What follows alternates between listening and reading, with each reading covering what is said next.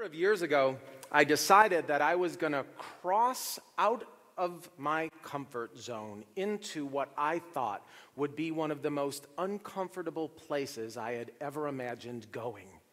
You see, I made this decision that I was going to get married.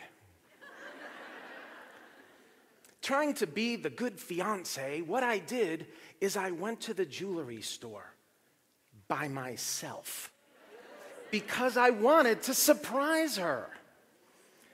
And I know, based on that reaction, every woman in here is going, "What were you thinking?" I realize now that I wasn't thinking about a lot of things, but I went to the jewelry store, and it's your typical jewelry store. You walk in, and off to the right, there's salespeople like a swarm of mosquitoes. And they're waiting to land on something to attack it. So I go and I walk to the other side of the store. And I find this case of beautiful rings. And I'm looking at it. And I'm looking at it. And I'm looking at it. And if you were watching me from outside the store through the window, you'd be saying, "Wow, he is really studying those rings. She must be a special gal." No, I'm doing what every other guy is doing in the jewelry store. I'm looking for the price tags.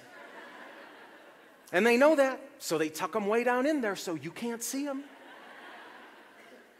I'm looking into the case when all of a sudden a giant mosquito by the name of Stephen lands on the case.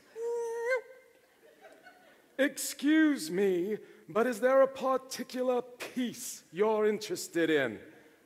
Oh boy, he called it a piece. Every guy knows, you call it a piece, gonna have a really big price tag. You just want him to call it a ring. I point to one of the pieces in the case, and Stephen says, "Excellent choice." He reaches into the case, he pulls out the piece, he hands it to me. I still can't read the tag. I go, "Stephen, do you have one of those loopy things? I'm trying to look like I know what I'm doing, but I really don't." He reaches in his pocket, he pulls out what they call a loop.